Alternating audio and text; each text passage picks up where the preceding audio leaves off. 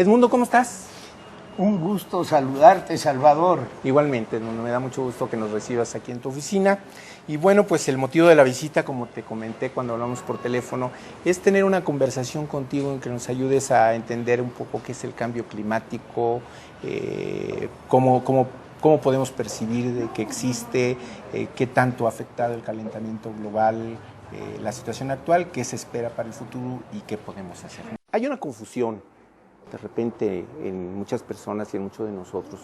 ¿Qué diferencia hay entre calentamiento global y cambio climático? ¿Qué es el cambio climático y qué es el calentamiento global? El clima cambia constantemente. De hecho, a lo que nosotros llamamos el tiempo, tenemos un tiempo muy lluvioso, lo cual no quiere decir que la Ciudad de México tenga un clima muy lluvioso. El clima es el promedio de los años. Del estado del tiempo. Está exactamente de lo que constantemente varía, que es el estado del tiempo. Bueno, pero ese clima está comandado, entre otras cosas, por las radiaciones que nos llegan del sol. La luz visible, el infrarrojo, los rayos ultravioleta inciden sobre nuestro planeta y lo calientan. Si no hubiera sol, pues estaríamos en una ultracongeladora. Bueno, pero esos rayos solares se topan con la atmósfera. Si tienen nubes, pues parte de ellos son reflejados al espacio exterior. Como si fuera un espejo, digamos. Exacto, porque la nube pues tiene esa capacidad de reflejar la luz. Otras entran hasta la superficie terrestre y la calientan. Si nada más hubiera atmósfera sin gases de efecto invernadero, la temperatura promedio de la superficie de nuestro planeta sería de menos 14 grados. Pues yo diría que haría bastante frío y permanentemente estarían las aguas congeladas. Ahora sí que no nos calentaría ni el sol. Pues ese sería el caso si no hubiera gases de efecto invernadero. Pero basta una pequeña porción de ellos en la atmósfera para que los rayos, no los del sol, sino los que emite la Tierra, que son infrarrojos, que es calorcito, se han absorbido por ellos y luego reflejado. Eso hace que la temperatura de la superficie terrestre sea mayor que la que tendríamos sin gases de efecto invernadero. ¿Y cuáles son esos gases de efecto invernadero? Nada más déjame darte un dato antes. Gracias a que existen estos gases de efecto invernadero en nuestra atmósfera, la atmósfera en vez de estar a menos 14 grados, está a más 14, que ya es algo en donde podemos vivir con relativa tranquilidad. Los principales de estos gases son, número uno, el dióxido de carbono, que es esencialmente producto de la quema de combustibles, y en particular de combustibles fósiles, como el carbón o el petróleo. En segundo lugar está el metano, que pues sale de la descomposición de materia orgánica. En condiciones en donde no llegue el aire se forma el metano. Eso pasa en los pantanos, eso pasa en pilas en donde están las aguas hervidas, en los basureros, y también hay emanaciones producto de animales, producto de estiércol, etcétera, etcétera. El tercero importante es el óxido de nitrógeno. Cuando encendemos una llama, el oxígeno que está en la atmósfera y el nitrógeno que está en la atmósfera, los componentes principales, se combinan y forman ese óxido de nitrógeno. Esos son los tres gases más importantes. Y hay que hacer notar que los tres son producidos por la actividad humana. Y lo más importante de todo, que en los últimos 250 años, la actividad humana se ha realizado con un consumo sin paralelo de petróleo, de carbón, y consecuentemente hemos puesto en la atmósfera una cantidad de gases con efecto invernadero que ya la naturaleza no tiene la capacidad de reabsorberlos. Y estos gases se acumulan. Apenas esta semana, una científica que trabaja en la Universidad de California, Los Ángeles, hizo evidente ante el mundo que la cantidad de gases que tenemos en la atmósfera no tiene paralelo en los últimos 15 millones de años.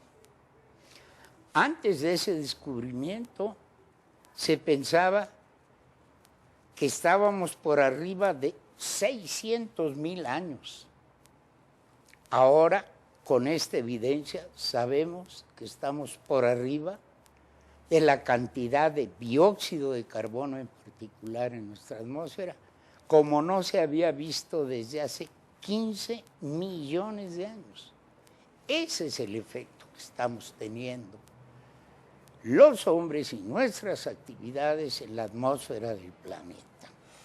¿Y qué tanto se ha calentado la temperatura promedio de la atmósfera en los últimos años? Sí, definitivamente eso responde a otra de tus cuestiones. El clima cambia. Y si le acumulamos dióxido de carbono, cambia calentándose, como tú mismo lo has dicho. Entonces, en los últimos 2 siglos y medio, que es cuando llevamos echando cantidades mayúsculas de estos gases a la atmósfera, estamos casi 1 grado por arriba, un poquito menos de 1 grado por arriba de la temperatura que teníamos hace 250 años. Pero se trata de 1 grado a nivel global. No es de que ahorita hace 14 grados y al ratito hace 15. Eso no tiene la menor importancia si está localizado el fenómeno. Claro. Pero aquí es la superficie completa del planeta calentándose. 1 grado es suficiente para afectar a algunas de las especies más sensibles al cambio de la temperatura. En particular, a los corales. Los corales ya empezaron a morir a nivel planetario porque 1 grado de incremento en la temperatura del mar en donde habitan, que es muy cerca de la superficie, causa el llamado emblanquecimiento coralino.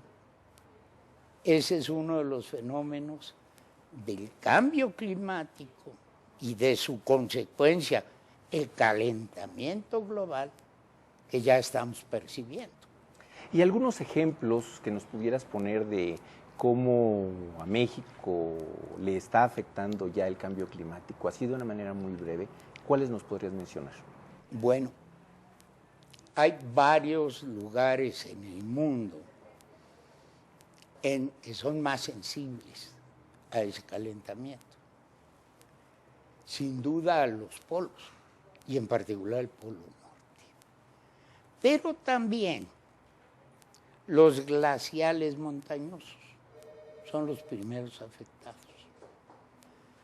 México depende relativamente poco del deshielo de esos glaciales para su agua. Pero hay países que son tremendamente dependientes. Los Andes y peor aún, los Himalayas. Pero me preguntabas de efectos en México. Ciertamente, el cambio climático no se realiza en forma suave, que vayamos subiendo la temperatura, sino es una desestabilización de las condiciones de nuestra atmósfera. Consecuentemente, se aprecian cada vez más variabilidad climática. La variabilidad climática origina lo que acabamos de vivir hace pocos días, sequías y consecuentemente problemas de abasto de agua en zonas como la Ciudad de México. O lo que sufrimos hace poco, que es el otro lado de la variación, inundaciones, Tabasco, etcétera, etcétera. Entonces, una de las manifestaciones del cambio es el incremento en la variabilidad. México es un país que tiene problemas de abasto de agua. El cambio climático, hasta donde se puede apreciar, va a causar que en nuestro país las zonas áridas sean más áridas. Y las zonas que sufren inundaciones las sufran con mayor intensidad. Pero no solo eso. Somos un país que recibe estos fenómenos extremos del clima, a los que llamamos huracanes, por los dos lados. Esos huracanes van a ser más intensos. Acabamos de tener uno de 5 grados, Rick, en el Pacífico. Afortunadamente, cuando se acercó a las costas mexicanas, ya había caído de nivel hasta tormenta tropical. Pero si nos pega uno de 5, las consecuencias son enormes. Catastróficas. Efectivamente. Bien, pues te agradecemos mucho que nos hayas recibido aquí en tu oficina y te vamos a volver a molestar más adelante para que nos amplíes un poco la comprensión de este fenómeno del cambio climático y las repercusiones que tiene tanto para nuestro país como nuestra vida social y nuestra vida personal, y lo que está haciendo el gobierno mexicano y lo que tenemos que hacer todos como mexicanos para resolver este problema. Y bueno, pues nos vemos en la próxima conversación con el doctor Edmundo de Alba.